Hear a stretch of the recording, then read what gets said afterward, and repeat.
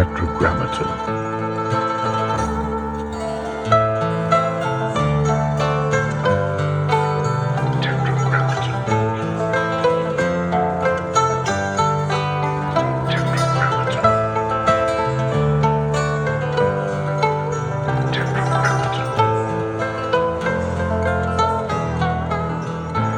I was born in '62, the year the Beatles broke.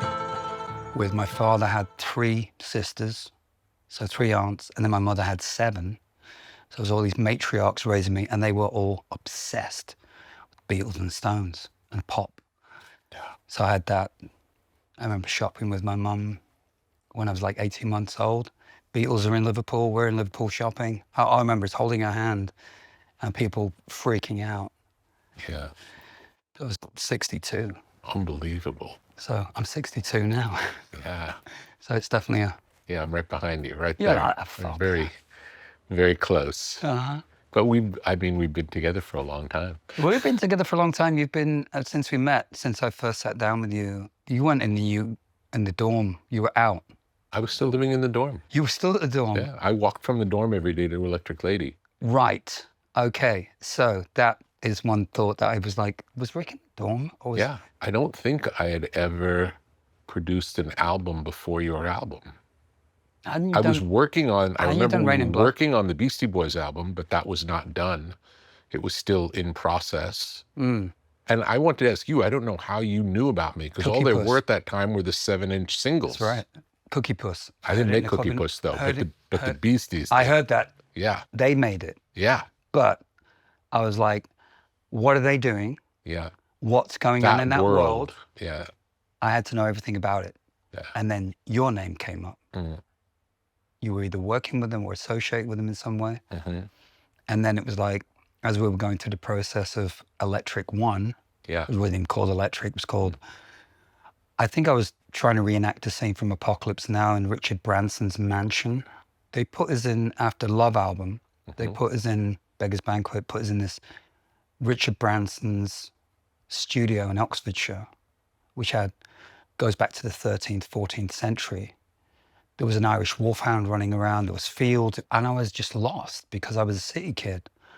And we had so much outboard gear, digital gear, and that seemed to be getting layered on every track. And I would come in, I'd be eating mushrooms at the field, and I'd come in the evenings, reenacting a scene from Apocalypse Now. I'd be in full camo paint and come in and go like, what is this? Yeah. It's so dense, I can't hear anything. Yeah. And I'd already clicked with Cookie Puss in my head, and that stayed with me, the stripped back sound. And that's when I think we reached out to you, was to like, amazing. Do you think you could fix this? And I believe your response was like, give me 2 or 3 original tracks, yeah, and we'll fix the rest of it. Mm-hmm. And from there we came to New York and we met with you. And I remember you put on the Blue Cheer, Summertime Blues. Yeah. And I'm not going to say what you said, but it's quite derogatory towards English music at that time. Yeah. Like overproduced, dense, much more kind of... It felt like the rock and roll had left. The animal wasn't in it. That energy had turned into something else. It had. I mean, I think growing up in North America was a real thing for me as well, because I grew up in Canada. So to me, New York City was Mecca. Mm-hmm. It was a place that was mythical. And every Saturday morning I would watch religiously Soul Train, and I would try and copy the dance moves, and what is this music? And I was so caught up in it, and all the sports and everything, but just... Soul Train was the greatest. You know? Greatest and then, show. What year was it? 75, Pink Floyd came to Hamilton, Ontario. I was 13. How did you get from Liverpool to Ontario? Well, my mother was Scots. She was from Glasgow. And at the age of 6 weeks old, I was pretty much taken to Scotland. So we lived between Liverpool area. It was Birkenhead. It was across the River Mersey. Where the ferry crossed the Mersey, that's where it goes to, Birkenhead, which isn't considered to be Liverpool, and people in that local area will let you know. Yeah. It's like New Jersey, New York. It's like, but it's just right over the... It's just literally over the river. Yeah, it's right there. So dad's from that area, mother's from Glasgow. So I lived between the 2 cities, and in the early 70s, Britain was in an economic slump. And what was Glasgow like at that time? Very rough. Yeah. both cities have been bombed very heavily during World War II. So I was born 17 years after the end of World War II. We were still playing in bombed out buildings as kids. Everybody still had a post-war mentality, rationing, and, you know, fruit came in a can. Wow. So Malcolm Claren talked about this. We were born in a culture of necessity as opposed to the culture of abundance, availability. Yeah. You know, and that's why that music, I honestly believe, came out at that time, because it came out of a very desperate, necessary life force was coming through this world that had been bombed, you know, and I think that's why the Beatles were so important. So your first memory of music sounds like your parents and the Beatles. Yeah, my dad was in the Merchant Navy. Yeah. He traveled a lot and he brought records back. In fact, he was in Brooklyn in the 50s. He would bring back records like Paul Robeson. Wow. And play them in the house. So growing up, you heard eclectic music. Yeah, my mother loved Johnny Mathis. Oh, fantastic. You got to hear all different things. I got to hear everything. That's great. I remember seeing Magical Mystery Tour on TV when it came out. Yeah. But it was in black and white. Wow. I remember trading Yellow Submarines, trading cards on the playground. Yeah. They were like, didn't have Pokemon cards, we had Yellow Submarine cards. Yeah. You know, pirate radio. Even then, there was pirate radio. In the late 60s, I had a small Japanese transistor radio, about 8 or 9, and I had a single, it was mono, single earplug. So when I went to bed, when I was supposed to be sleeping, I was listening to Radio Luxembourg, could pick up a bit of Radio Caroline. So I was hearing this other music from other dimensions. Like I vaguely remember hearing Riders on the Storm in 70, 71. Yeah. Came through this little headphones like something exotic, you know, at the age of 10. And then Bowie, of course. The fact that you were able to hear these things and no one else was able to hear them at that time, how did that impact you? Do you think it would be different if it was playing on the radio and everyone heard it? Or was it special because it was like a secret that you were let in on? Well, because we moved around a lot, I was always a new kid at school. Like I went to about 9 schools between going from Glasgow to Liverpool area, Merseyside. I was always an outsider. I was always a new kid at school. But the constant was music. Yeah. So I'd find the kids that were the other kids on the fringes of the regular, you know, the more conservative kids that were programmed. Yeah. We were not programmed. We were on the outside. I had long hair in the 60s as well. So music's what we identified with, was like, what do you like? I'd be like, Slade, Sweet, T-Rex, Bowie. I'd be like, okay, I'm with you. Slade were kind of like, they started the skinheads. Sweet were a bit more glam. They wore a lot more makeup than Slade. So Sweet were kind of more glammy. Mark Bolan was femme. Like if you like Bolan, you were like, you know, definitely on the outside because he wasn't a geezer. I love Bolan. First 2 singles I bought. The music was incredible. Oh, it's staggering. Yeah. Staggering. In fact, I think the doc just came out on him, on Mark Bolan. But the first 2 things I bought was Life on Mars with my own money and 25 pence, and I think it was Telegram Sam. Like 7 inches. Went to Woolworths and got them at 10. And that was it. That was 0 point. I now had the actual holy relic, you know, in my hand. It was vibrating. It was a tantric weapon. The 7-inch single went on and I just played it. What was your first memory of punk rock? Oh, first memory of punk rock? Well, I was in Canada at the time, and we emigrated to Canada in 1973 because the economy in Britain was really bad and there was no work, and we had an aunt who lived in Hamilton, Ontario. So she was able to sponsor my family to go to Canada. So my dad was like, we're going to emigrate. We've got a choice of New Zealand, South Africa, or Canada. Let's pick it out of the hat. I think they've written Canada on every single bit of paper, you know, but it was a fun game for the kids. I have a brother who's 11 months younger and a sister who's 5 years younger. So we all picked the name out and he said, what do you got? Canada. It's like, okay, we're going to Canada. So I think the first thing was like being on coming from the airport in Toronto to Hamilton on a freeway in a big car, a massive car, and looking out the window in absolute disbelief at the architecture, the freeways, the size of the cars. So different. So different. Yeah. Completely different planet. there was television shows coming from America that we saw, but being in it in 5D, you know, really in it. Yeah. And still BBC was so ubiquitous that I don't know how much US stuff you'd see. We got things like films, maybe. I remember stuff like, well, the kind of films my father would take me to see were things like Lawrence of Arabia, David Lean, beautiful, Peter O'Toole, who Bowie adored. Yeah, that's where he got the Let's Dance look, was from Peter O'Toole. That was the character. Yeah, so that was the kind of films with these epic romantic films that would take me to. Oh, I saw The Jungle Book. I remember seeing that, the Technicolor, which was pretty intense. The color was intense because the places we lived were, you know, post-war, very gray, quite monochromatic. And then you go and see a Technicolor movie and you'd be like, whoa. I think the Beatles were tapping into that with, obviously, they went from gothic tenements and grayness and bombed out Britain and northern Germany to, you know, having cups of tea and all of a sudden get psychedelic. So there was a new world of color. And if you think of their album covers, it did kind of go from a black and white world to a Technicolor world just over the covers. But Revolver to Rubber Soul, Revolver, then I think it was Sgt. Pepper's. I think that's right. Then that's like a full scene change. That's nuts. But there's so much going on. But that was my first kind of impressions of North America. So Star Trek. Yeah. I'm a Star Trek. Yeah. But then coming to North America, and we got to our apartment, which was on the 11th floor of an apartment building, that my mind was blown. My dad said, we got this TV set. It's a huge piece of furniture. It was an Admiral or something like that. 48 channels. Yeah.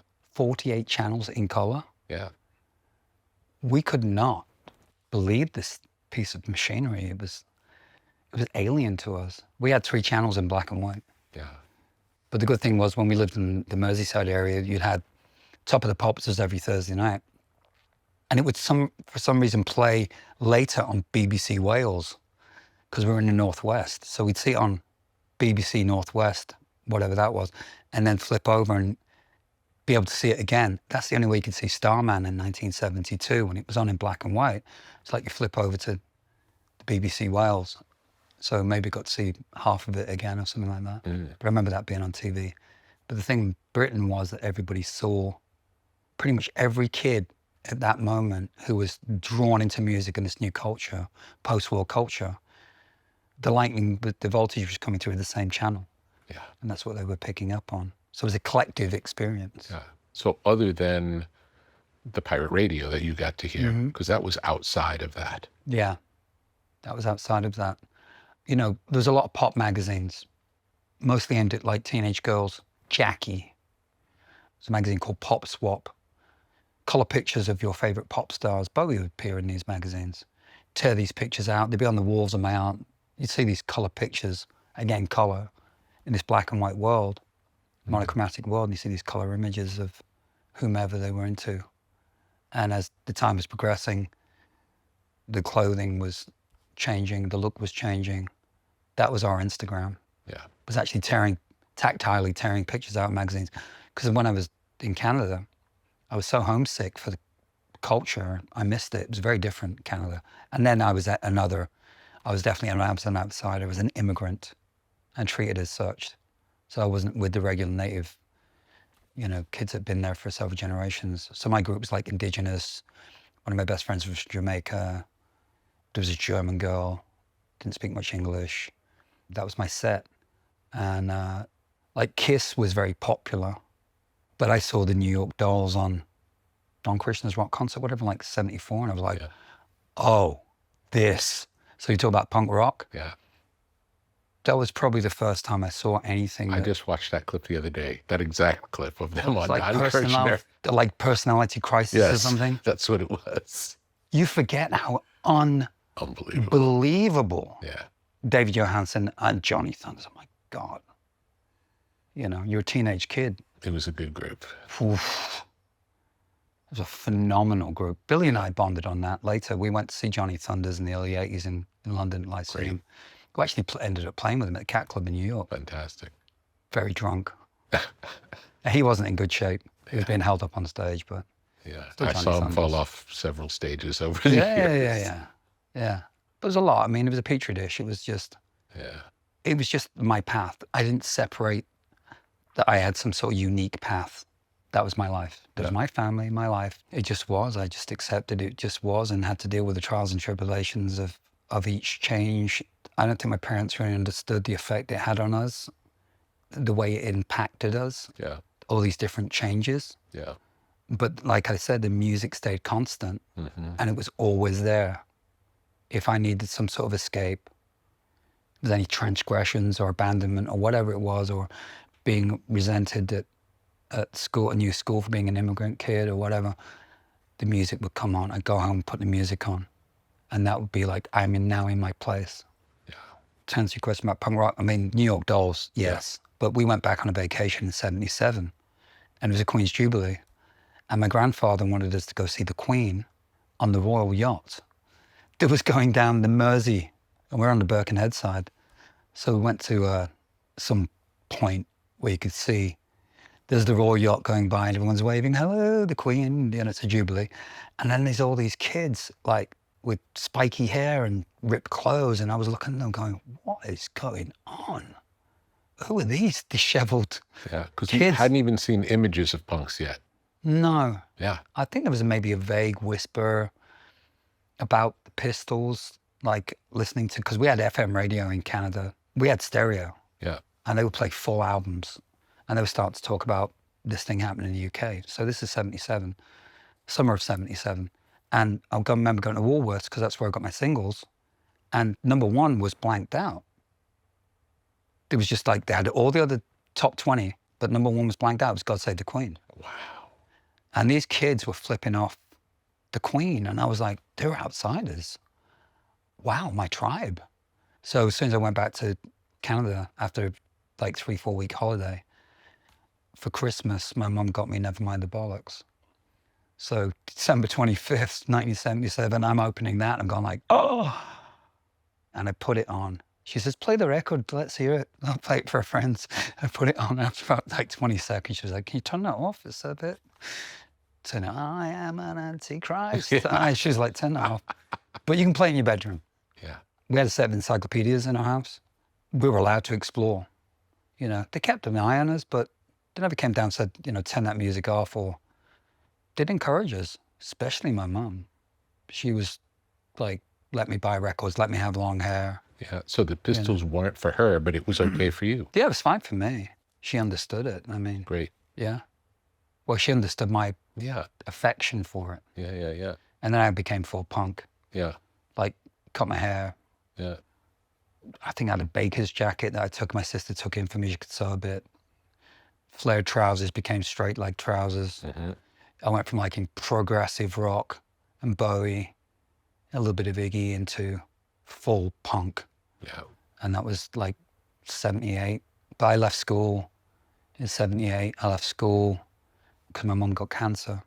So I actually left school so I could work to bring the extra money home, so we could get money to go back to Britain, because she wanted to die with her family. Yeah. So September '78, we went back to Britain. And then I was back in this schoolyard in Glasgow, which is a pretty rough place. And I was a Yank.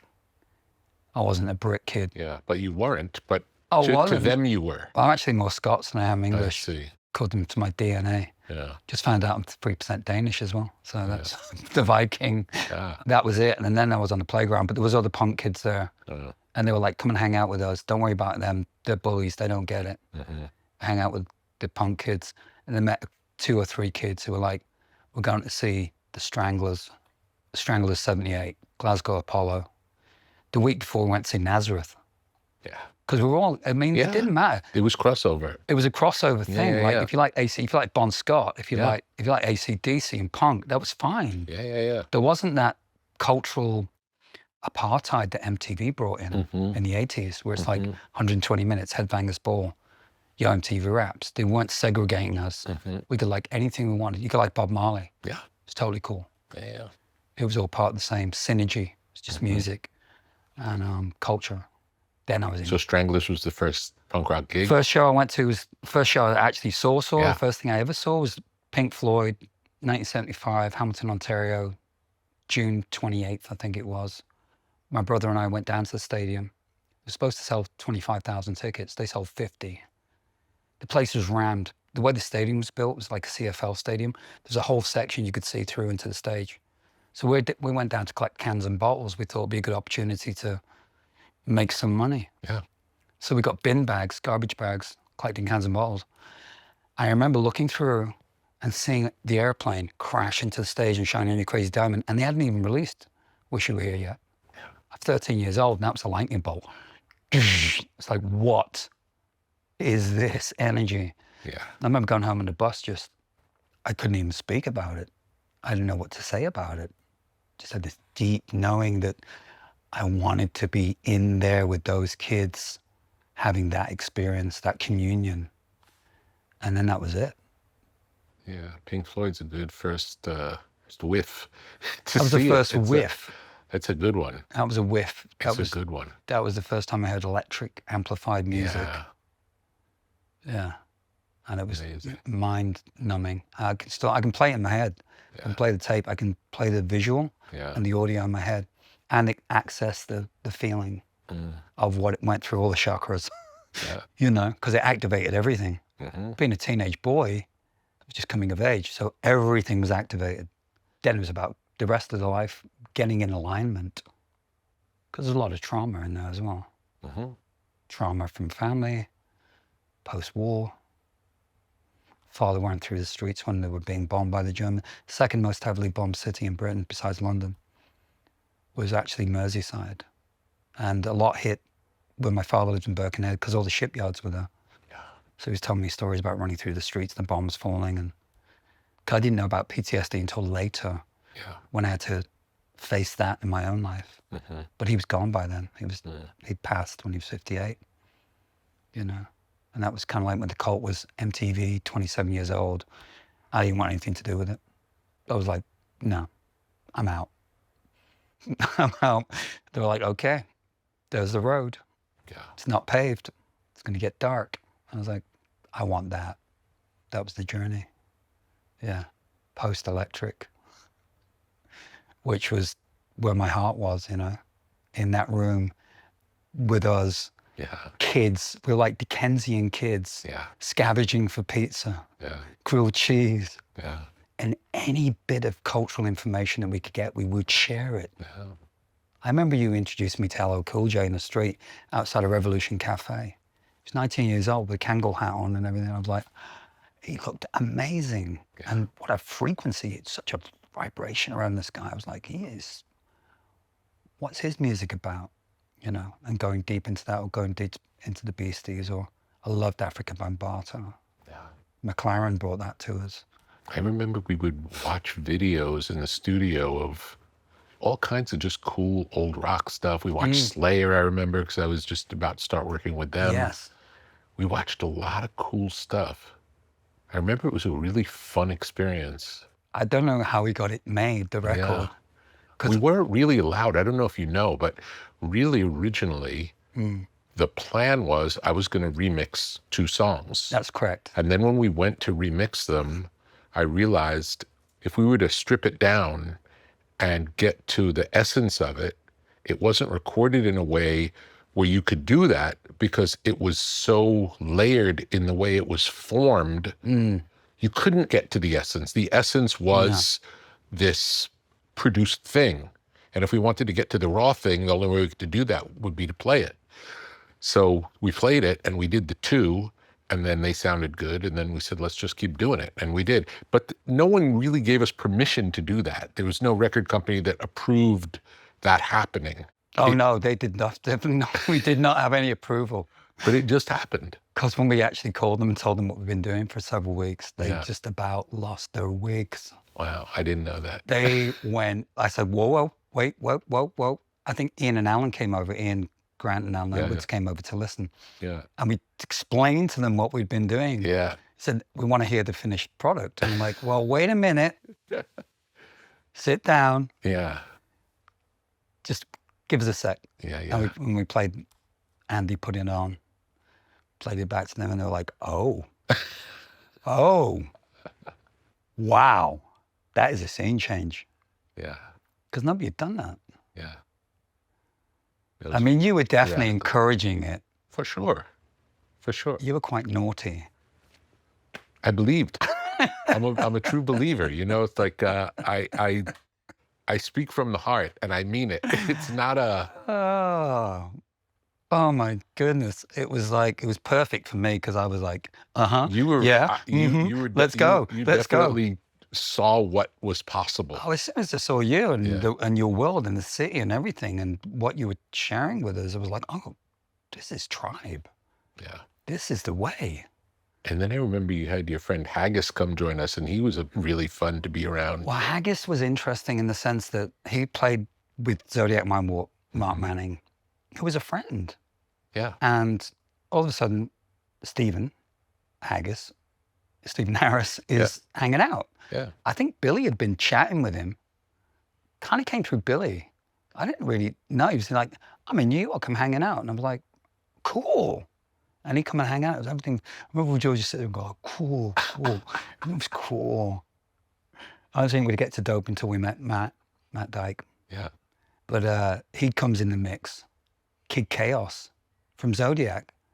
And the story he told me was that he'd left the band or had been kicked out of the band. And I was like, because it kind of felt like a weird thing with some of these, you know, the cardinal rule is you don't mess with other people's relationships amongst gentlemen.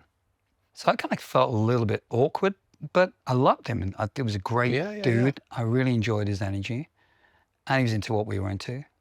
But then I got a phone call in the middle of the night, like 4 or 5 in the morning, from Mark from Zodiac. It's like, what are you doing?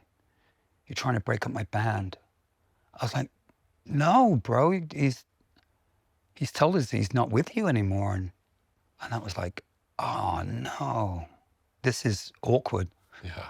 And then I think we were drinking quite heavily. A lot. I know I was. Yeah. I used to roll in drunk.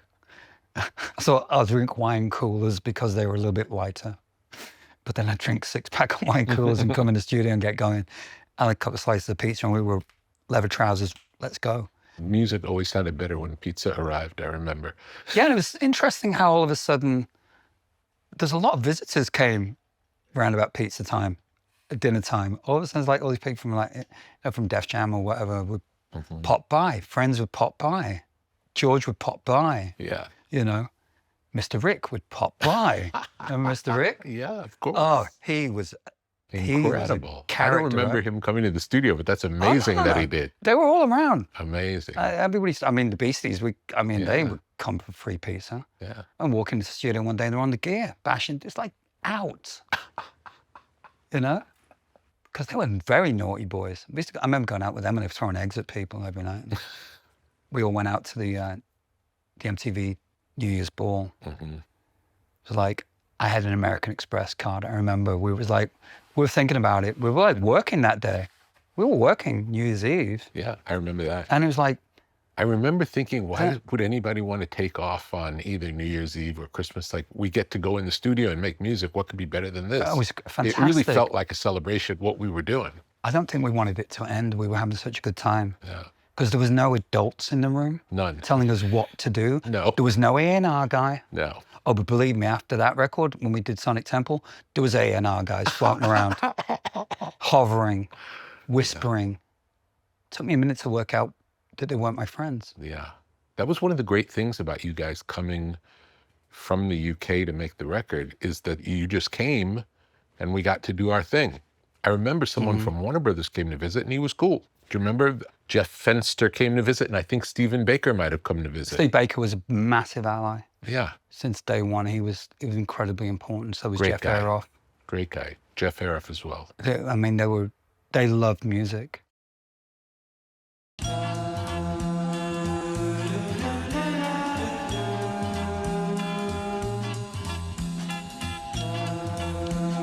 LMNT Element Electrolytes.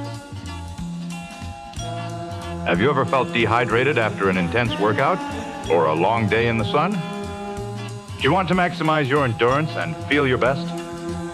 Add Element Electrolytes to your daily routine. Perform better and sleep deeper. improve your cognitive function. Experience an increase in steady energy with fewer headaches and fewer muscle cramps. LMNT Electrolytes. Drink it in the sauna. Refreshing flavors include grapefruit, citrus, watermelon, and chocolate salt. Formulated with the perfect balance of sodium, potassium, and magnesium to keep you hydrated and energized throughout the day.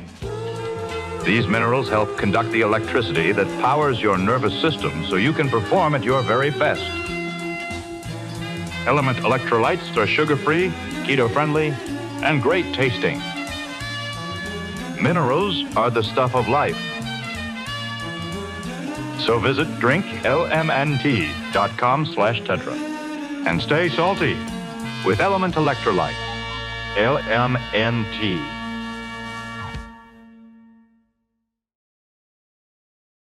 How did the cover come about? I love the cover. I don't know the story of the cover.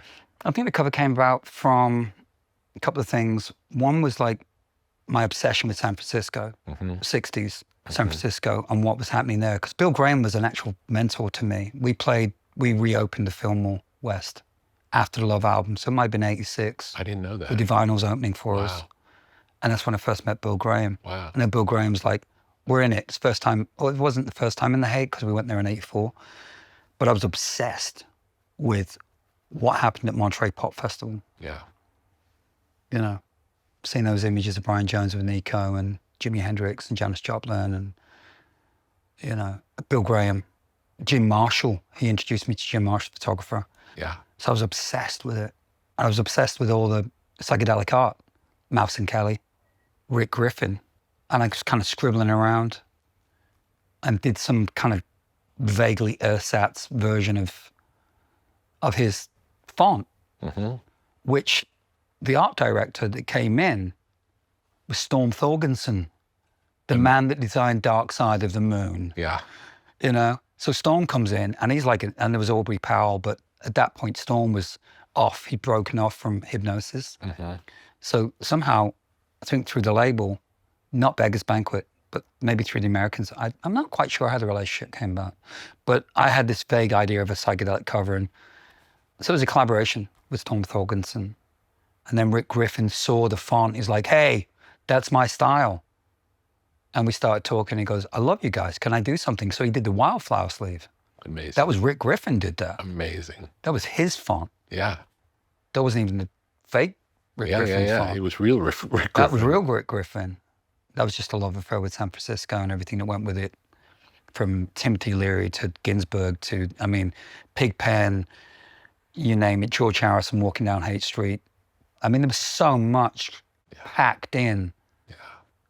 From the, like, Alan Watts comes from England as an Anglican priest convert into Zen Buddhism. He becomes the guru of the beats, Kerouac, Ginsberg. He's the man. He's from Leatherhead. Strangely, near Chislehurst Caves where Jimi Hendrix played, there were so many ley lines connecting, and I could just feel the frequency. And that was, the cover kind of came out of that. Your love of the lore, the history, the music, the people, the looks, the smells of it all is why you've always been able to embody it. It's like through osmosis. Do you know what I'm saying? It's you've dedicated yourself to it like a student. And I think that's what makes the best things. It was never work. It was never a job. It was never a means to an end. No. You were practicing a devotional act in participating in this thing you love so much. Yeah, God speaks through the airwaves. Yeah. You know, the goddess, the divine mystery came to me through the airwaves. And that was my connection to source, other, not tactile, impermanence. It all came through the musical frequency, which according to the Big Bang theorists, quantum level, the Big Bang is B flat, and it's still frequency still going. So musicians are tapped, the real intuitive ones, the emotionally intelligent ones are tapped into that, and they're just going to do it, whatever. If they're playing to their cat, doesn't matter. The numbers don't matter. The accolades don't matter. It's this devotional act, as you say. And it doesn't befuddle me. I just listen with the heart, listen with an open heart, and pick up on, give you a vibration. Smell like coming out here is like a bomb going off for me. Silence. Yeah. A bomb of silence, and the ocean. In the rearview mirror as I'm pulling up, and then I'm thinking about it. I'm going, wait a minute. I'm going to see Rick. I haven't seen him for decades. This is somebody I love dearly.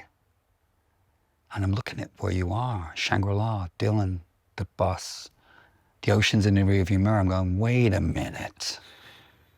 What is this oasis?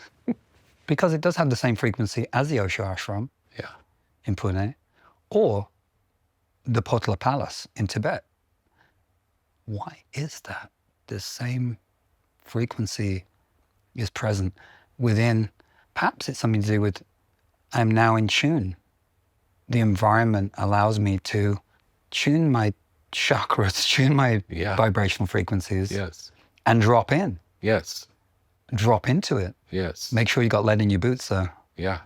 Because you can get all dreamy and caught up in it, and it's like, you know, when I walked in here, I was like, the aesthetic. It's very austere. Yoko Ono's probably lurking somewhere. It feels very Lennon White Room, Ono. I was almost going to wear a plastic Ono band t-shirt today. I thought, I can't broadcast that. Because in the cult recently I've been, which is a small part of my creative life, but in the Tactile world, I've been obsessing on Plastic Ono Band. And Liverpool, because I'm going back there, and I don't know, it just kind of popped up. Lennon. When you went back, how different was it than what you remember from childhood? Well, we went back, the last time we went back, we just did a show at De Montfort Hall, which is a student venue. I didn't really walk around the city. I see. When I went back in the 90s, because I went there to make a record with a band called the Holy Barbarians, which was really an excuse to do the things I didn't get to do when I was a object or a racehorse in the stable of Warner Brothers on Beggar's Banquet in the industrial complex of being a, you know, an iconic singer and an iconic MTV. It dissolved into this product. Yeah. And I couldn't. I know that we had several attempts where you almost came in as a I remember that. interventionist. I remember that's because I had a memory of us in Sound City together. Yeah. I remember we made Electric in New York. That's correct. At Electric Lady, I remember the experience, like, what were we doing at Sound City? And I couldn't figure it out. But now I remember we recorded a song that was incredibly cool. Yeah. We did The Witch. The Witch. Which Did it ever come out? The Witch did come out. Oh, great. In 93. That's good, so then we can hear it. But The Witch came out in 93, and The Witch, to me, was like, this is the way. Yeah. Can we listen to that now? Do you mind? Absolutely. I haven't heard it since then. I'm you're really curious to see what it is. You're actually on it. No. Listen, you'll hear it. How can it be? Your voice is on it. I really have no recollection of what it is other than remembering it was I know how really it got cool. made. Let's see.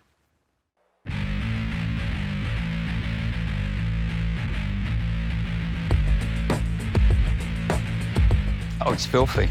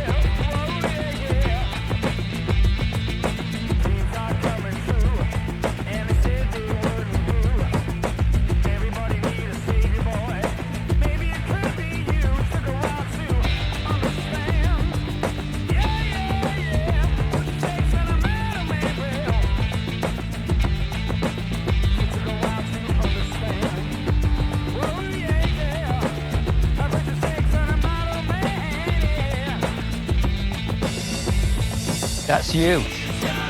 3, 4.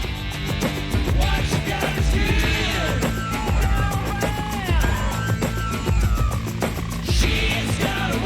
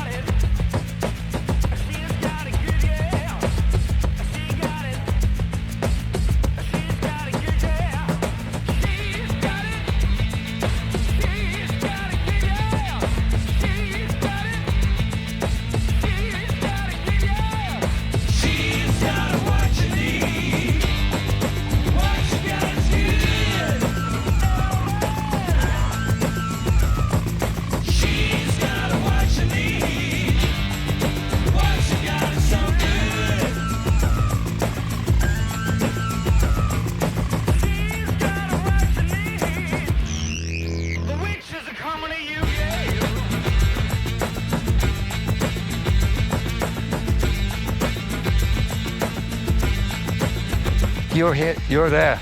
No, check that breakout.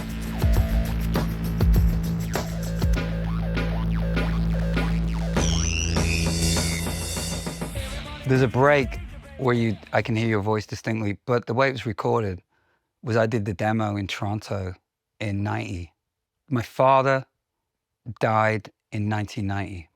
We were on tour, early 1990. But I was in Toronto. I think I did it like in a Christmas break in 89 off the Sonic Temple tour. And I went and we did like 63 shows with Metallica. We did 187 shows on that tour. I mean, we were burnt out. Yeah. We were burnt out. Yeah. I got sober on that tour and my dad was dying of cancer. And I was like listening to this music coming out of, I remember Peter Hook taking me to the Factory to see the rave culture was coming out. He says, you got to check Peter Hook, the bass player from Bloody Joy Division. I'm like only 26, 27 years old. And I'm watching this and I'm going, I feel ancient. This music's phenomenal. And plus I loved hip hop. So, Yeah. because we were playing NWA out the PA every night before we went on. That was the opening music. That was the walking music. That's what people heard. That's what I was telling them to play. It's like, do you want to play rock? I'm like, no, this is what's happening. Yeah. So the bass line is, of course, from Echoes. It's Roger Waters. Really? Obsessed. Yeah. Live at Pompeii. When they're going, that's Roger Waters, the bass line. And I just went to sped it up. Gang, gang, gang, gang, gang, gang, gang. I wanted that filthy gang, gang, gang, gang. And he hits this gang, gang, gang, boom, boom, boom. And I heard that in my head and I was like, somehow this goes with the rave culture and hip hop and the synergy of Floyd. And there was a bomb went off in my head. Yeah. So I cut this track. It was originally called Northern Man. Northern Man, you got rhythm. Yeah. But you, when you got hold of it, you were working with Matt and you had a pile of breaks. I remember you going through that. We sat with 12 inches. It was at your house near the chateau. Mm-hmm. And you were just going through it going, that one, that one, that one. And you picked out the breaks for the samples. And then we just built it. You built it. Yeah. And then we went in, we had the bass line. I think George might have actually played the bass. Sounds like it. George played the bass. Yeah. Because I could Great. play it, but I couldn't play Yeah. as well as he could play it. Yeah. And you cut the track and the counts of the changes is you counting 3, 4. So we know what to do. Yeah, but then Yeah. after we got this basic track Yeah. and Northern Man didn't fit, and we've been offered this movie, Cool World, Oh yeah, that's with what Kim it was for. Basinger. It was a big Yeah, movie. I couldn't remember why we did it. That's why. Cool World soundtrack. Yeah, Ralph Bashki, Yeah. who did Fritz the Cat and everything. Yeah. So it was a pretty dope film. And that was through maybe like Jeff Ayeroff at Warner Brothers, like, let's do this track. And it was also a way of me attempting to maintain, it was like an intervention. We were very close. We were like sharing our, what we're into. Yeah. And I was like so excited. I'm like, it's going to happen. We were making experimental music. We were, but Billy wasn't on it.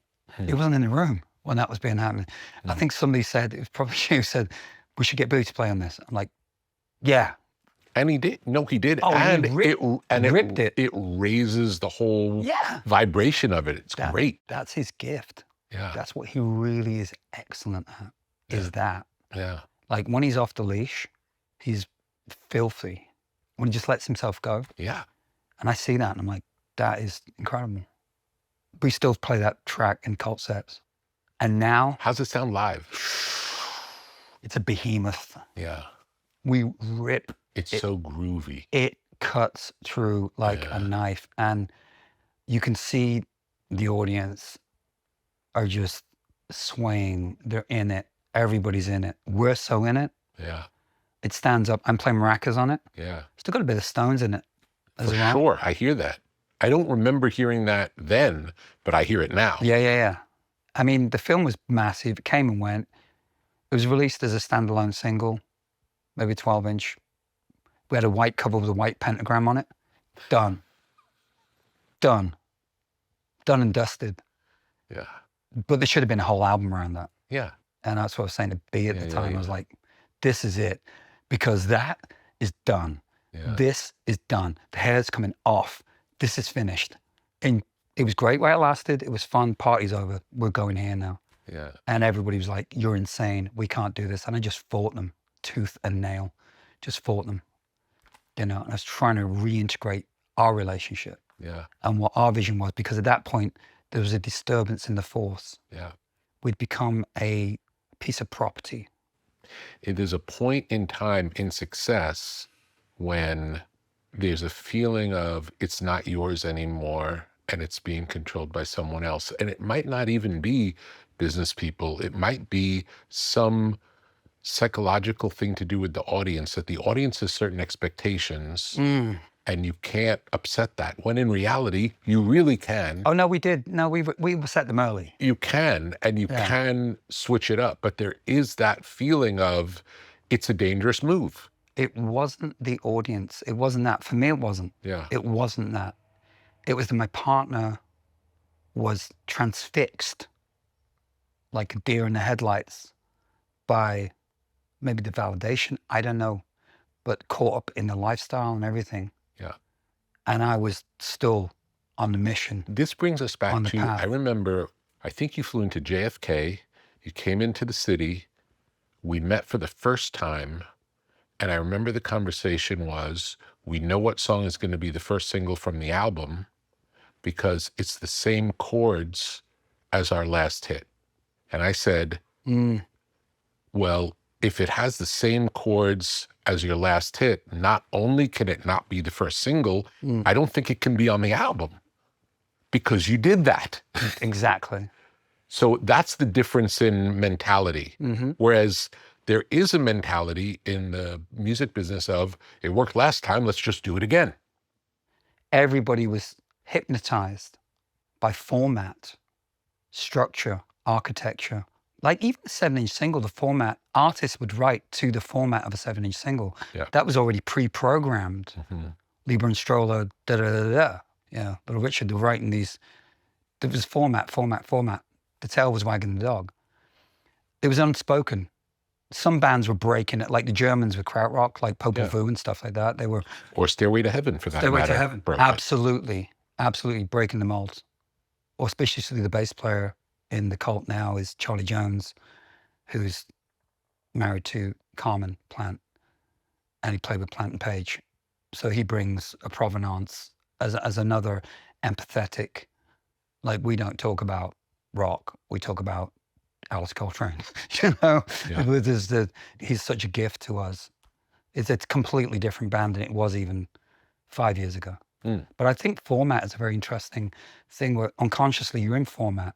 You're in culture. The culture is responding to format, which is really driven by the advertisers, popular culture, the controllers of culture, controllers of advertising, Condé Nast, whomever it is, Vanguard, Viacom, you know, and somebody's getting paid. But we just are hypnotized and we go on for a ride unless you have a eureka moment where you go, you're Sid Barrett. you're just wired differently. Yeah. You know, and you question it. And right now I'm doing exactly the same thing as I was when I was a teeny tiny. Because you're you. I question it all the time because I'm me. It's like, it's our nature. It is our nature. Yeah. It's our nature. It's like, you go, turn it over. Yeah. You smell this side of it. Yeah. That's good too. You know, whatever it is. Yeah. However you get into it, right? Yeah. But I think a lot of it's just processing. I also like being surprised by it. You know, I like when it's not the same. I like that feeling of, it can't be different for the sake of being different, because that's not good.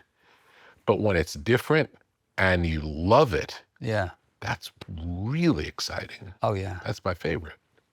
When you're leaning forward because you're not sure what's going to happen next. It's the best feeling. Yeah, there's a lot of music out there right now that just surprises me. When I hear it for the first time, I'm like, wait a minute, did I hear that correctly? Yeah. Is this possible? Yeah. Now? Best feeling. Today? Best feeling. In this world, in this climate? Yeah. Occasionally come across a few nuggets, just as a fan of music. Yeah. But then I go like, I'm going to do it my own anyway. Of course. So I have a mountain of amassed, just, you know, I feel like a Henry Darger, just undiscovered Shambhala is sitting in my phone in multi-tracks that are in some storage space somewhere that I'm going to pull out from my solo record I made in the desert with Chris Goss in 96, 97. Great. I know there's good stuff in there. Yeah, of course. That we can rewire and For sure. brutalize and unformat. Yeah. Which is my whole thing right now. I'm going, why don't we just take the entire catalog of everything we've ever done and put it through a shredder? See what that sounds like. Yeah. Or an AI program. In a world of artificial highs and harsh stimulants, there is something different, something clean, something precise. Athletic nicotine. Not the primitive products found behind convenience store counters. Not the aggressive buzz that leaves you jittery, but a careful calibration of clean energy and focused clarity. Athletic nicotine. The lowest dose tobacco-free nicotine available. Made entirely in the USA. No artificial sweetener, just pure, purposeful elevation. Athletic nicotine is a performance nootropic. Athletic nicotine is a tool for shifting mindsets. Athletic nicotine is a partner in pursuit of excellence. Slow release, low dose, gradual lift, sustained energy, soft landing, inspired results. Athletic nicotine. More focus, less static. Athletic nicotine. More clarity, less noise. Athletic nicotine. More accuracy, less anxiety. Athletic nicotine. From top athletes pushing their limits to artists pursuing their vision, Athletic nicotine offers the lift you've been looking for. Learn more at athleticnicotine.com/tetra and experience next level performance with Athletic Nicotine. Warning, this product contains nicotine. Nicotine is an addictive chemical. Tell me about Southern Death Cult. What was the Southern Death Cult? Wow. Well, Southern Death Cult. Is that your first band? Southern Death Cult was, well, actually, no. The very, very, very first time I stepped into a room with musicians with the intention of creating a band, well, there was two. There was one called Send No Flowers in Liverpool. I think we had 1 or 2 rehearsals. And they actually went on to do something, released a single. Then I was in Belfast. I was a homeless kid. And I was living in a squat with these punks. And we had one song. I was reading the album Dr. Moreau by H.G. Wells. And there's this thing about vivisection, experimenting on animals. And there was a line in there, not to walk on all fours, are we not men? I think Devo may have used it as well. And I saw that as a lyric. And I was like, ooh, that's interesting. And it just came up with drum beat. Boom, boom, boom, boom, boom, boom, boom, boom, boom. Not to walk on all fours, are we not men? And that was a song. Yeah. And the other guys in the house had some terrible, like 4 strings on a guitar. And we were called Children of Lust. Did you ever do a gig or never? Never. No. We played in the front room of a damp squat in Belfast in 1980, which was a pretty rough place. It wasn't so much you wanted to be in a band. It was just that everybody was obsessed with music. Yeah. And there was always instruments around of some description. Then I ended up leaving Belfast and following Crass, the band Crass. I remember I was Crass. a devotee of Crass. Followed them, stayed in Steve Ignorant's TP, went to the house. Did you really? Oh, yeah. Tell me what that scene was like. I don't know anything about them. All I know are the cool album jackets that unfolded into posters. They started in 77 and were... Where were they based? They were based in, I believe, Epping, which would be at the end of the Central Line. Dial House. They had this house. It was an old phone exchange because back in the day, you didn't have satellites. You had buildings like the AT&T building in New York, where the operators would connect you. So this was an old phone exchange that they converted, got hold of. It was a real mishmash of people. I think the drummer was a teacher. They've got an exhibit right now in New York as well. Crass. Yeah, of Crass, his artwork and the visual and everything. G, I believe, worked for, she was a graphic designer. Steve Ignorant was a punk kid from London. And the other ones were university dropouts and stuff like that. But they had this real vision, like very Orwellian. They lived in a very situationist and anarchistic communal environment. And they were very set up, actually similar to Shangri-La. They all wore utilitarian clothing. It was dyed black. Everything was dyed black. They had banners, which had the cross with the snake wrapped around them, and destroy power, not people, banners. And I became a devotee of them and their philosophy, and followed them. Like the first album, Feeding of 5,000, opening it, looking at the graphics and going, this is phenomenal. This is what Joe Strummer's saying. This is what Lydon is saying, but they're really living it. Yes. They had a commune. They grew their own food. It's the first time I tasted tempura. Like, they opened my mind to so many things. I'm eating Japanese food in a garden in Epping in the middle of summer. Got to visit them a couple of times there. Anyway, so through the Crass tour, as I was a homeless person, we went through a city called Bradford in the north of England, near Leeds, which is considered to be the center of the dark wave, gothic. You know, there's so many bands that came out of that scene, out of that city, that area, post-industrial, Manchester, Leeds, Huddersfield, Liverpool. I ended up getting offered a room in a house, £10 a week, and I had nowhere to live. So I just took them up. It was like moving to Kansas, really. So moving into this house, there's a band playing in the basement of the house. They were rehearsing on a band called New Model Army's Gear. They had a basic PA, 100-watt PA, and they would use the PA, and they had little amps, the beaten up amps, and a guitar player had a guitar that he'd made himself, and he was an art student. It's Bradford Art School. Bass player was obsessed with Adam and the Ants, and the drummer, Hackno Askarashi, brilliant tribal drummer. He loved things like Shalimar and disco, but loved punk. And they had a band called Violation. The singer was, let's say, had lifestyle choices, you know, that didn't match up with these guys. They really wanted to go for it. I was living in a house. They saw me and they said, our singer's gone. Do you want to jump in? Do you want to try out for the band? I'm like, can you sing? I'm like, I don't know. So I went down to the basement. They said, let's try something. What do you know? Like Sex Pistols. We did a Sex Pistols song. They're going like, wow, that sounds pretty good. Do you want to be in the band? It's almost spontaneous. Was like, okay. And then the drummer's brother was a local promoter in the Leeds Bradford area. He was putting on bands like Antipasti, GBH, all these like oi punk bands, like post-punk bands, post-anarcho, because by this time the Clash had become combat rock, to become something else. The Pistols were gone. The original McLaren Westwood scene had all broken up.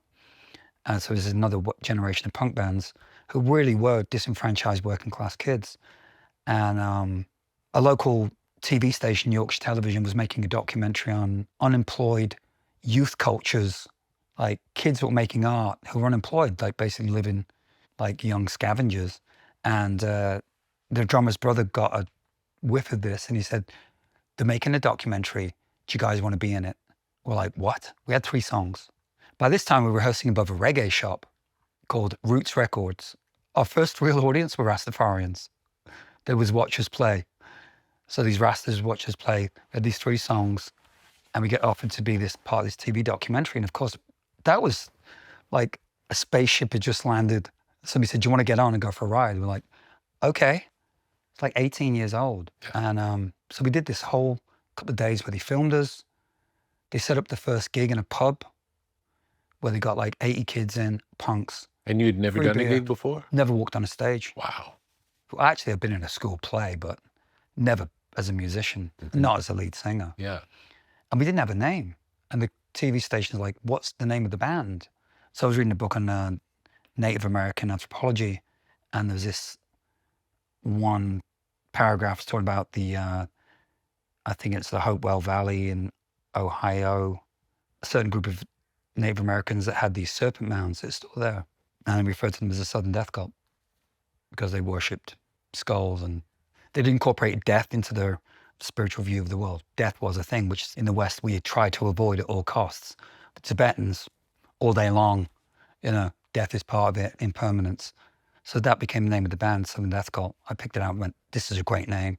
It is a great name. It's a great name, sounds dope. And, you know, the government, the controls in the South, it was very good for a basic, you know, basic get in, but it just resonated with me. And that was our first gig. It was a film for television, tapes are gone. I think I saw it once, and when it aired, they can't find the tapes. They're gone. But it did happen. And then the first gig we played was the experience like of seeing yourself on TV for the first time? Well, the experience of going on stage for the first time, the amount of adrenaline is inexplicable. Yeah. I mean, it was like I got hit by a car when I was a kid, which was a life-changing experience. Plus, I had some bad experiences with psychedelics. But this was something otherworldly, similar to the Pink Floyd experience at 13. Yeah. Similar lightning shock went through the chakras. So this was Southern Death Cult. And then we did our first gig in an unemployed anarcho commune place called 1 in 12 Club. It means 1 in 12 is unemployed. So we played this gig, we packed it out, 150 people in a room, and that was it. We thought, we were like, wow, well, what's the next thing? We did a couple of gigs in the local area. We opened for Chelsea. It was our 4th gig at a club it was a punk band from 77. One of the peripheral punk bands, but still Gene October was very important. James Stevenson on the guitar. Kind of parallel to Generation X. Came out in the London punk scene. We opened for them and they offered us a gig at the Marquee. Do you want to come to the Marquee? And opened for us at the Marquee in London. Gig 5. Wow. Got 6 songs. We're like, what? The Marquee in London. That is Mecca. It was a mythical place. Yeah. You'd never been there before? Not to the Marquee, no. Yeah. I've been on the streets in London. Yeah. Slept in King's Cross train station. Stayed in a squat with a load of punks in West Hampstead, but nothing like this. This was different. We had a purpose, we had a mission. So we hired a van. We got snowed in Yorkshire. It was a 200-mile drive. The driver was called Neil, and he was a hippie. We called him Neil the hippie, and he had a headband. Yeah. I got mine from Edward Curtis Pictures. The bandanas came from Edward Curtis Pictures of Indigenous Apaches. Auspiciously, Dino Paredes, as you know very well, is part Chiracua Apache, now manages the cult. Anyway, we got out the snowstorm, got to London, got there, grabbed a kebab in Soho, CD Soho, went into the Marquee, did a little sound check, got ready, which meant opening a plastic bag and changing our t-shirts, 10 cigarettes in a little packet. That's all we could afford, 2 cans of beer, on the stage. There's 30 people there. I think Lemmy was actually on the fruit machines play, because he was always in Soho on the gambling machines. Yeah. And then we had a friend who was living in London who was running around with Bow Wow Wow crew, like Westwood and Bow Wow Wow, and he's fully dressed in pirate costume. And he kept jumping on stage and pulling out cables and laughing. And this was our big moment in the Marquee in London. And it was a total disaster. It was horrible. We were so miserable. And plus Gene October wouldn't give us the money, £35 for the petrol money to go back to Bradford. We had to get it out of him. And I remember standing at the bar when Chelsea were on stage and I was drinking a half a lager. And this guy comes up to me and goes, "Hi, my name's Paul Boswell. I'm from this agency called The Agency," or whatever it's called. I'm like, "Great." I said, "What do you do? Do you do lights, sound?" He said, "I'm an agent. I book bands." I'm like, "Okay, great." He said, he wrote his number down on a bit of paper. And I stuck it in my pocket, didn't think anything of it. We were unconsolable. We got in the van, drove back to Bradford that night. On the way back, just like Control, the film which illustrates Ian Curtis being an epileptic, it's the same kind of thing. One blanket in the back, our drummer's an epileptic. We had to pull over. He has an epileptic trauma. It was so heavy. And when we got back to Bradford, just like, the adrenaline was gone. We're now crashing. We're like, well, that was a complete and utter burnout. We were so unconsolable. And then the following week, there's a review in Sounds. It says, Chelsea, sudden death cult, Marquee, London. First line says, "I have seen the future, it's sudden death cult." And I'm like, oh, what? Unbelievable. You're kidding me. Unbelievable. So we ran around. We didn't have telephone. I think we had a payphone in our house. So we were payphoning each other, and we go like, right, now we got to get to work.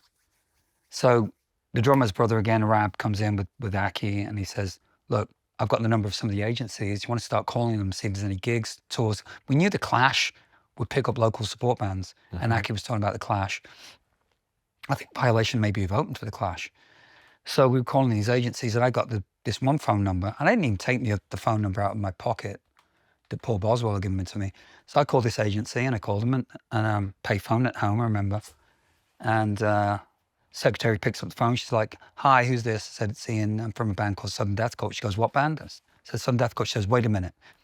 I'm like, "Okay." Who gets on the phone? "Hey, it's Paul. Don't you remember I met you at the Marquee?" I'm like, "Oh, yeah. Hi, Paul. How's it?" He said, "We've been trying to get hold of you guys. We got 5 dates penciled in with Theatre of Hate." I'm like, "What? You did what? What? Unbelievable. Unbelievable. Okay." And hung up the phone, and I started calling everybody and going like, "We're at the Theatre of Hate tour. They've just been on Top of the Pops." We were like minds blown. So that was it. It was like gig 6, 7, 8, 9 was Theatre of Hate. Then we went into Bauhaus. It's also amazing how... Then we opened for The Clash. Yeah. And did all of that. What's amazing is the thing that seemed like the thing that didn't work at all, the club at the Marquee that you drove home miserable. Oh, we were miserable. Was actually the turning point that started the whole thing. The thing that, again, in the moment you couldn't see, it seemed like a terrible experience, and that started the whole thing. Mm-hmm. It's amazing. We never know. You never know. We never know. You never know. No. You have no idea. Yeah. That's why it's good to stay open Yeah. to all possibilities. Yeah. And if you're trying to hang your head on a certain nail, don't get stuck there. Tell me about opening for The Clash. Were The Clash a big deal for you personally? Like, Personally, did you love The yeah, Clash? absolutely. I love The Clash. I saw them in '79 on the 16 Tons tour. I mean, got Sandinista the day it came out. Because I was living in Canada, I missed the first 2 albums. Give Them Enough Rope and Clash. But Sandinista came out. I remember getting that. Obsessed with The Clash. And London Calling. Yeah, London Calling. Mm-hmm. They were touring that. Saw them at Glasgow Polo. Loved The Clash. I remember Mick Jones, they were doing White Riot. He didn't like playing it because the connotations of the song he thought was a little bit, he didn't like the politics of it. It threw this Les Paul up in the air. I remember it had one of those curly leads. All I can remember from the gig is this guitar going, throwing so high. And as it's coming down, he's in a white boiler suit. He just turned around and walked away from it. And just went smash. I was like, what? The whole audience was like, that's the most visceral memory I have of that concert, is this guitar just going into shards. Anyway, for Combat Rock, the date that we got offered after making the phone calls was at Stoke Hanley Victoria Hall. I was on the Combat Rock tour, which was essentially the last tour. And at that time, they were really a big band. Oh, they're massive. But with the punks in the UK, they'd gone to America. Yeah. And that was like, no. Yeah. Because they were ours. But I didn't feel that way. Yeah. Because I was a North American teenager, essentially. Mm-hmm. I understood it. They went for the Who. Shea Stadium and everything. But when they came back with tiger stripes and such dope style, engineer's boots, and I mean, they looked phenomenal. We were all trying to copy their style. And if you look at early Sudden Death Cult, you see Billy in full tiger stripe. When did it change from Sudden Death Cult to Death Cult? It changed, well, basically what happened was with Sudden Death Cult, it was happening too quickly. Within the space of 11, 12 months, we were getting offers from EMI. We did demos for EMI. Beggars Banquet was sniffing around. And then came CBS Records. They said 100 grand, bang, on the table. We want you guys. When that money came on the table, I looked at it and I went, we signed to Warner Chappell for publishing. Give us £500 each. Scandalous. But there was a lot of heat in the band. Yeah. There was a lot of heat on the band. I mean, we did The Tube and Malcolm McLaren was on it. And his comment was, that boy is a sexual threat. I go, as a kid, I didn't know what that meant. But as I got older, I was like, Malcolm McLaren said that? Pretty good. Oh, because I'm obsessing on Malcolm McLaren as well right now. I'm reading his biography by Paul Gorman, which is staggering. The man was brilliant, brilliant genius. But when that heat started to come on the band, my natural instinct was to pivot away from it because it felt like a trap, didn't feel authentic. What they wanted was our youth. What they wanted was our vitality and that we were the band of the moment. This is CBS. They were all looking for the next Pistols. They all wanted that phenomenal thing. And Sudden Death Cult at the time was on the front cover of the NME without even having a record out. Wow. Shot by Anton Corbijn in '82. Incredible. So that was the heat on the band. And I just said, you know what? I can't do it. I just can't do it. And I remember them pleading with me, like, please don't leave. And I was like, plus I remember I had a song.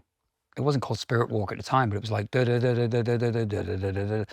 And I had this thing, they didn't want to play it. I had written Moya and Flower in the Desert, 2 songs that we'd recorded. We never made an album. I was beginning to feel my own path, and I was like, this doesn't feel like it should be staying here. This is going to last 10 minutes because it would corrupt us. We all had 4 different personalities pulling in 4 different. Had we had a Brian Epstein, or had we had a George Martin come in the room, or Rick Rubin come in the room, it may have been a very different story. We didn't have that patriarchal oak tree. We didn't have a guide. We didn't have somebody to like, okay, guys, that's the external experience. Let's get in your feet. Let's get in your place. Let's get grounded. Let's focus on getting the material together, getting the creativity, focusing, doing the work. So you felt like it was too rushed. It felt rushed. It felt like all of a sudden people had their hands all over us, and we were like, as people, we're not considered. Yeah. The external field that we were putting out there was what they wanted. Yeah. They wanted to mine us of our nutrients. I've heard an American A&R guy talk about churn and burn. You know, overheard a conversation at dinners like, oh yeah, churn and burn. These kids coming through, we just churn and burn. I'm like, there's no churn and burn here because I'm out. Yeah. So I walked away from that. I didn't have a penny. I was still unemployed. Billy was working in a clothing shop. He got kicked out of Theatre of Fate. But it was the only guitar player I'd met that I liked. And I thought he had something. So, why was he kicked out? Because he was from Manchester probably, and they were from the South. So it was like a cultural divide. Yeah. Plus Billy's very pragmatic, and you know, the lead singer was really the poet and the visionary, and his manager was a great facilitator. Terry Razor was a poet as well. And I don't think Billy just fit their profile. But anyway, he was working in a clothing store in London. I knew Billy, knew where he worked. Got in a coach, left Bradford, had a plastic bag, T-shirt, cigarettes, can of beer, some lyrics. Turned up in a clothing shop, said, hey. I walk in and he goes, hey, what's up? I said, I left band. He said, you did what? I said, I left a band. Do you want to start a band? You're insane. You've done what? You left that. I said, yeah. So next thing I'm sleeping on his couch in Brixton. That's the beginning of Death Cult. Because I came up with the name Sudden Death Cult, I just went, Yeah. Because I wanted to distinguish 2 different bands. Yeah. So we wrote Death Cult. And it was different. It was very different. Yeah. It was very different. Yeah. Our first drummer, Raymond Taylor Smith, his father was the diplomat from Sierra Leone. So he was an African kid. He could play amazing tribal beats. There's a band called Ritual. We went to see this band called Ritual. And Jamie Stewart was playing rhythm guitar in the band. And I said to Billy, I said, that drummer is unbelievable. The rhythm guitar player is really good as well. Let's try and get these guys. I remember I was drunk. I was lying upside down on the stairs. It's like an old theater. And I was like in the aisle, lying upside down, watching them going, this is incredible. We've got to do a band with these guys. So Raymond came in. We just grabbed them and said, we got a record deal. We're doing this, da-da-da. They left their band straight away. No loyalty at all. There's no loyalty. So much of today's life happens on the web. Squarespace is your home base for building your dream presence in an online world. Designing a website is easy, using one of Squarespace's best-in-class templates. With the built-in style kit, you can change fonts, imagery, margins, and menus, so your design will be perfectly tailored to your needs. Discover unbreakable creativity with Fluid Engine, a highly intuitive drag-and-drop editor. No coding or technical experience is required. Understand your site's performance with in-depth website analytics tools. Squarespace has everything you need to succeed online. Create a blog, monetize a newsletter, make a marketing portfolio, launch an online store. The Squarespace app helps you run your business from anywhere. Track inventory and connect with customers while you're on the go. Whether you're just starting out or already managing a successful brand, Squarespace makes it easy to create and customize a beautiful website. Visit squarespace.com/Tetra and get started today. How would you describe the difference in the energy in you between Southern Death Cult and Death Cult? Well, I was becoming a veteran of lived experience. So I kind of beginning to understand how it all worked. Like, they don't want you, they want it.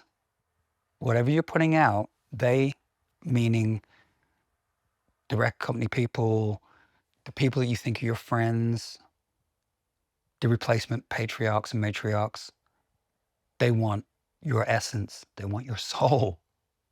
I signed my publishing contract in blood. I was that traumatic a kid. I was like, slashed my hand. I was like, Did you really? That's amazing. Yeah, I was amazing. So into romanticism, you know. Committed. Yes. I'm still committed. Yeah. Still on that contract. Yeah. Also, the times were pretty oppressive. And Death Cult was like me and Billy against the world. And now we really had to pull it together.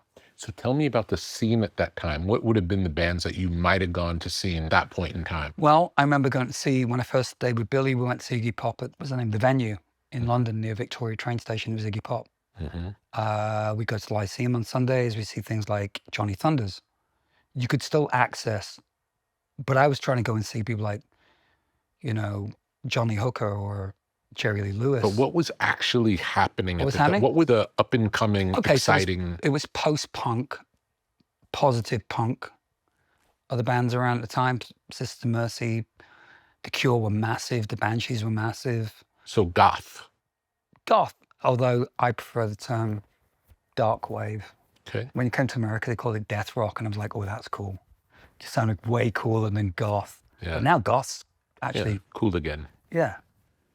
We talk about the dark wave and the shadow, and because that permeates the entire culture. Yeah. Go look at America's Top 20 podcasts. Murder, murder, murder, murder. Entertainment, murder. Matricide, da-da-da-da-da. It's like, what is this? We live in the shadow, you know? So much so that I resurrected Death Cult last year for one show at the Ace. Great. Because I had to reboot the whole thing. Great. I got to reboot the whole thing. Great. Shred it. Great. Death Cult. Good experience? Oh, it was outrageous. Yeah. It was outrageous. Yeah. We did 10 shows in the UK, 11 shows in the UK, blew them out. It was almost like much needed milk, sustenance. Yeah. So much so that we're being asked to do Death Cult now.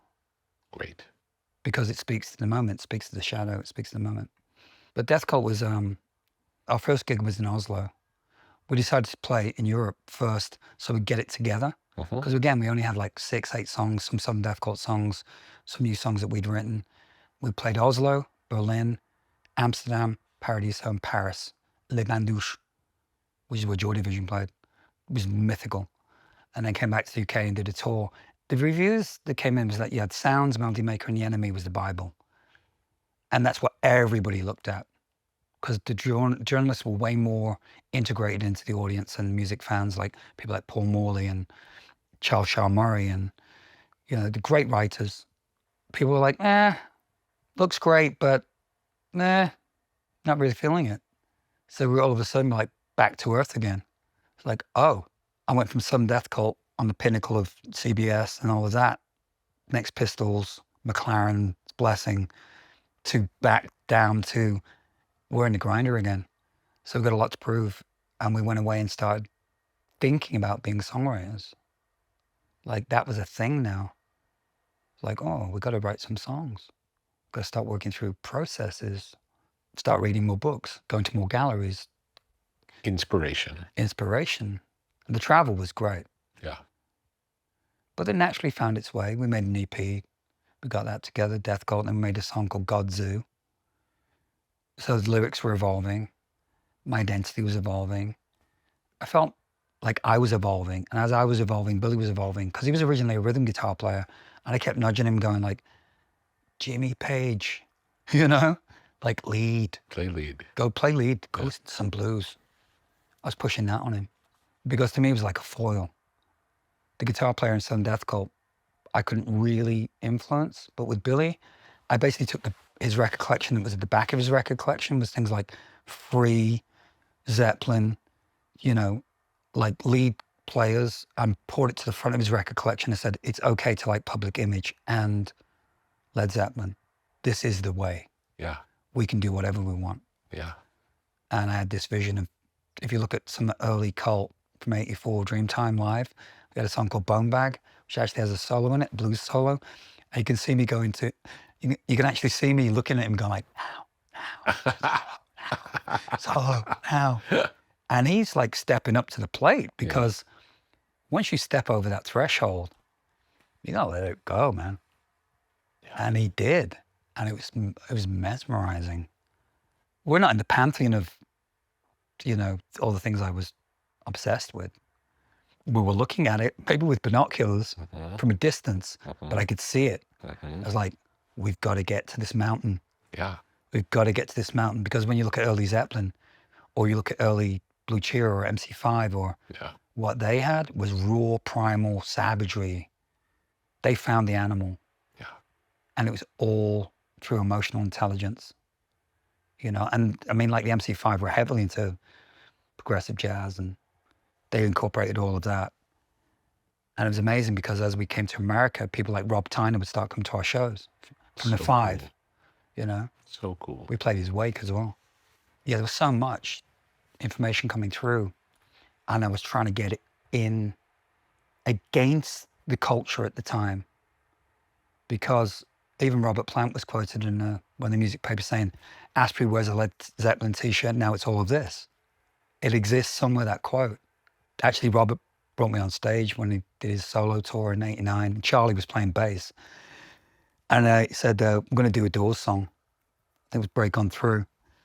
And he was a Doors obsessive as well, so. Was he? I didn't know that.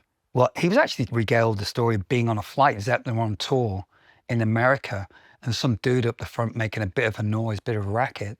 It's Morrison. Amazing. Led Zeppelin and the Doors on the same flight. Incredible. It happened. Yeah. Kids. I'd love to see that. Me too. I would have loved to have been on that flight. But think about it. Yeah. That's Robert Plant as a young man, as a human, flesh and bones, just like me and you. That was his path. Same as Jim Morrison. Same as Bowie. Same as all of them. Same as all the greats. Miles Davis. Nina Simone. Human beings. Yeah. Letting it come through them. Some had teaching, some had technical abilities, others did not. They just did it intuitively. I guess environment played into a lot of it as well. Some of them dreamt about it, and it happened. They wanted to be successful entertainers, whatever. Because I've never considered since day one ever being an entertainer. Yeah. Something else. It's a different thing. It's a way different thing. Ride the lightning. Yeah. Dionysus. Yeah. All of that. Yes, I actually believe in it. But it's not for younger viewers. That's why the graveyards are full. Yeah. Of early ones that burn out so young. Yeah, it's dangerous work. It's dangerous work. If you stand close to lightning, you're gonna get hit. Yeah. And believe me, I've been hit many times. It's a miracle I'm sitting here with you. Yeah. It's actually perfect I'm sitting with you talking about these things. How do you think the different art forms influence music, whether it be film, books, painting? This is my favorite. It's all interconnected. Everything is connected. That's my drug of choice. Art. Especially visual art. Like, you've got 2 hours before a show in Madrid. Where are we going? Reina Sofia, Guernica. Bang.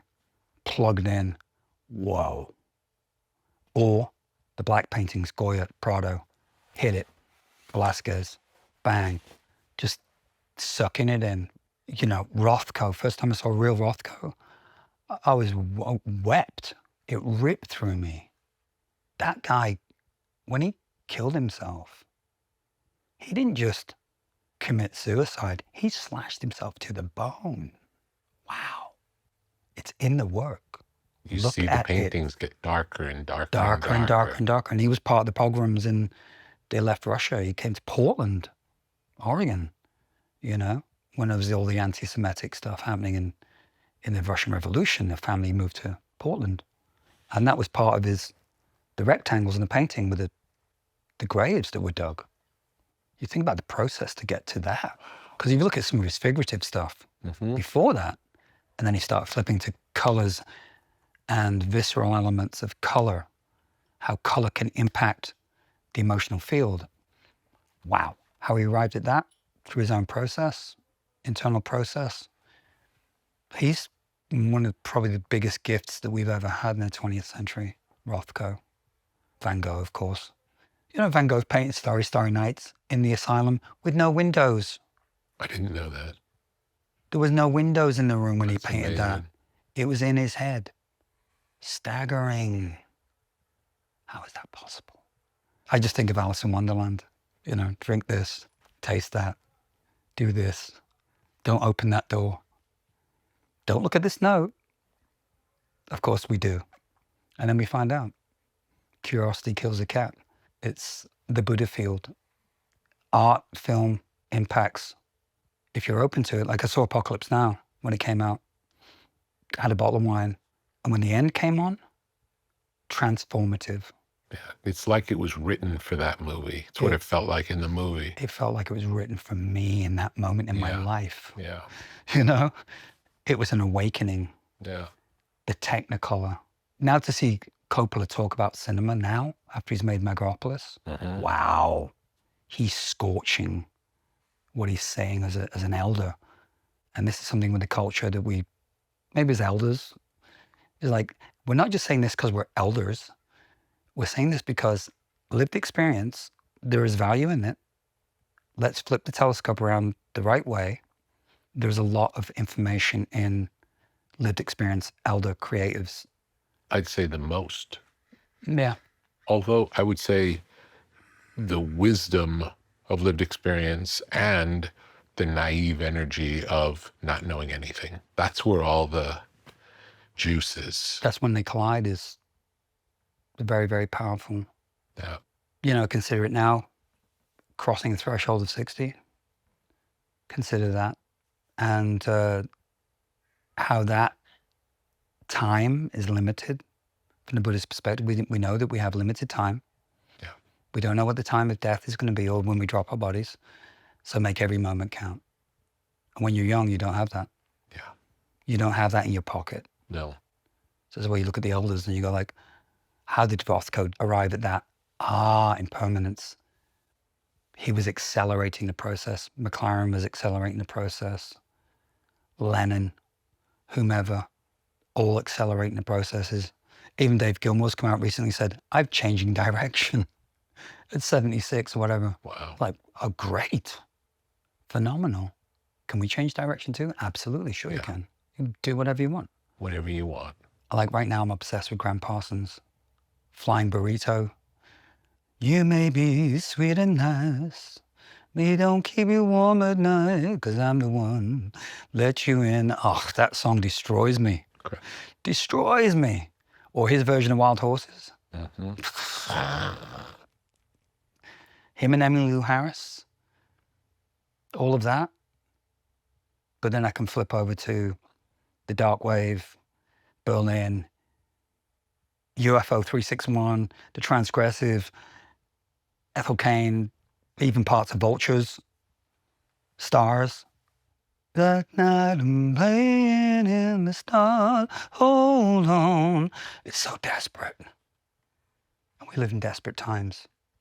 So be a channel, stay open, get grounded. Gurus, it's just a word. Yeah. Access points. Take what you need, leave the rest behind. Tell me about your spiritual life. Oh, my spiritual life. Well, first of all, I don't distinguish that as something separate. I was blessed. My grandmother was in a spiritualist church on my father's side. The witchcraft laws were not repealed in Britain until 1951. 1951.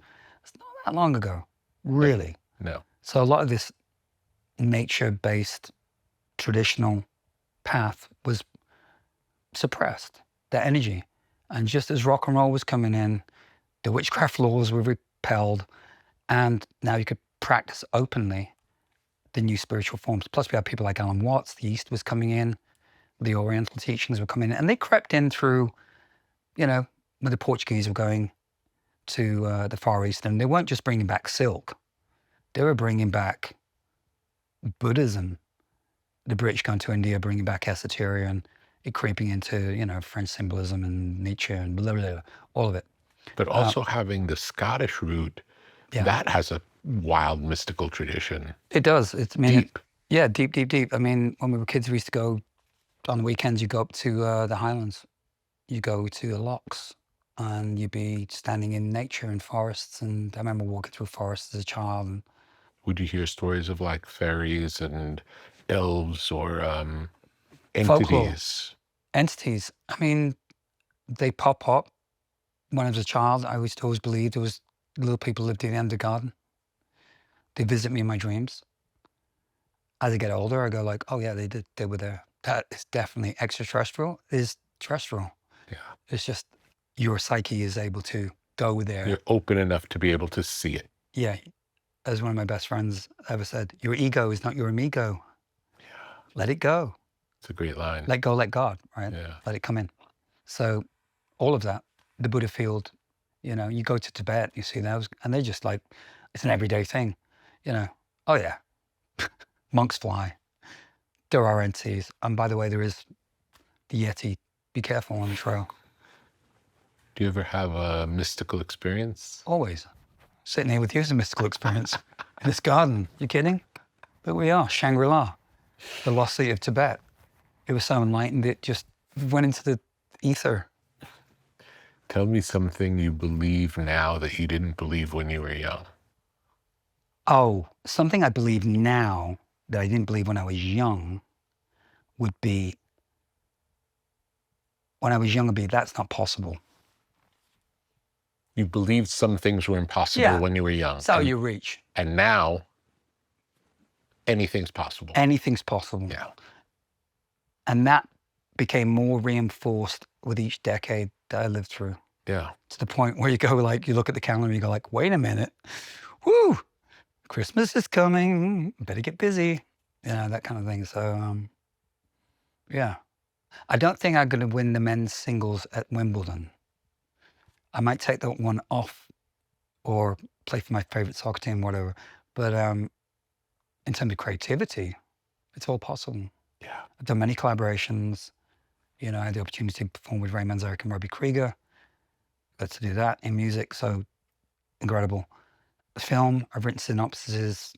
I'm now looking at having conversations with people about potentially making films, being in films, making art. I've always made art since I was a kid. I've got like, stashed away is the Ian that nobody's really seen. Because the Ian that nobody's really seen has been guarded by the dragon of it's not possible. And that dragon I've been fighting with for decades. Yeah. And now, auspiciously, being back in your presence, you're like the guy going, aha, I found the key long ago and I opened the door and I went through it. And you can too. And look, I even wrote a book about it. Did you read the book, by the way? I've been through the book. I've gone like, good. yep. Good. I've read, this is how I read your book. I was like, yep. Me too. That's the kind of book it is.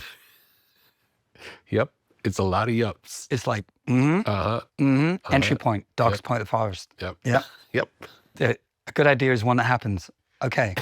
That's great. You know. A good idea is one that happens. 5% inspiration, 95% perspiration. So good. It's like, there's no avoiding the work. Yeah. It's true. You may get hit by lightning a few times. Yes. And by the way, a stylist and your team of 30 writers and producers, someday they're not going to be around your ass. You have to do this yourself. So it depends which way you want to go. Did you ever get into the 60s English folk scene at all? Be like Fairport Convention, Pentangle. I sniffed around it. I never dove in. I liked early Genesis. Yeah. Like when Peter Gabriel was in Genesis. Yeah. Talking about, can you tell me where my country lies? Said the unicorn to his true love's eyes. talking about the melancholia of the romantic period ending. And we're now going into the void of the shadow. Wow. As a teenager, I was listening to that going like, oh, the unicorns are dying. But then I had a Mojo interview the other day. They were trying to get into my head about what they thought I was. And I said, no, let me correct you. What you're witnessing is a burning unicorn. You're witnessing trauma. You're witnessing an individual on fire. It's not entertainment. This is who I am. Yeah. No better than, no less than. It's real, yes. And if you can get close to the third rail, I mean, there's things that I eventually will share through some medium. Yeah. When it's appropriate. Yeah, but it's not showbiz. It ain't show business. No. Bill Graham told me that. Bill Graham was an incredible mentor to me. That's why we did Gathering of the Tribes. But it was very quickly made into show business. And then Pepsi got hold of it and did Woodstock. And very quickly, the tail wagged the dog. Yeah. Which is one of my favorite analogies right now. I'm always saying that every day. It's like, we can't let the tail wag the dog. Because it keeps happening. You know? We can't let the tail wag the dog. They're going, but look at this. It's got so much money and power. And I said, yes, but it's a false economy. But we can have esoteric capitalism. There's nothing wrong with building wealth, material wealth, if you put a seed back in the ground. You know, the bands that we've had opening for us, like the last, I'm curating, like I find, like we just had a band called Patriarchy open for us, this couple, they're incredible. It's amazing that you got to do this over the course of your life, and you show up and you go up on stage and you do what you do. Oh, it's... And for all of us that we get to have these incredible lives based on putting ourselves into this thing that we love, it's really a miracle. The whole thing's a miracle. It is a miracle. We live in these times. These are times we live in. We live down the road from JPL. We live in the seat of Esoteria in the West. Yeah. This area, where I live in Los Feliz, there's a Gadampa Buddhist temple, Tibetan Buddhist temple, 5 minutes from my house. Amazing. The oldest ashram in America, where Christopher Ishwood went, who wrote I Am a Camera, that influenced Bowie. That's why he went to Berlin. He translated the Bhagavad Gita into English. That's his ashram. He was friends with Aldous Huxley, who lived up the street as well. Theosophy, synagogues, Scientologists, which was connected to JPL through Jack Parsons, and all the esoteria is right there. And you think about Laurel Canyon. Yeah, and Manly P. Hall's right there. Manly P. Hall's right there. PRS. Yeah. Yeah, we live right in it. I don't think I can live anywhere else. I'm not ready for Shangri-La just yet. This part of me is like, this is amazing. I would love to be in Shangri-La, but I know that I couldn't stay.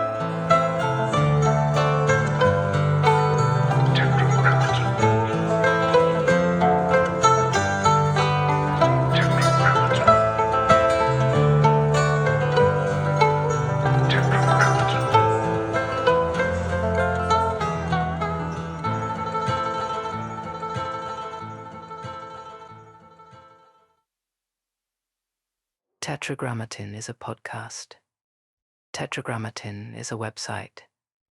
Tetragrammatin is a whole world of knowledge.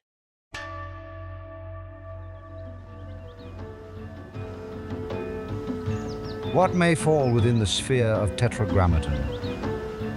Counterculture? Tetragrammatin. Sacred geometry? Tetragrammatin. The avant-garde? Tetragrammatin. Generative art? Tetragrammatin. The tarot? Tetragrammatin. Out-of-print music? Tetragrammatin. Biodynamics? Tetragrammatin. Graphic design? Tetragrammatin. Mythology and magic? Tetragrammatin. Obscure film? Tetragrammatin. Beach culture? Tetragrammatin. Esoteric lectures? Tetragrammatin. Off-the-grid living? Tetragrammatin. Alt spirituality? Tetragrammatin. The canon of fine objects? Tetragrammatin. Muscle cars? Tetragrammatin. Ancient wisdom for a new age. Upon entering, experience the artwork of the day. Take a breath and see where you are drawn. Tetragrammatin.com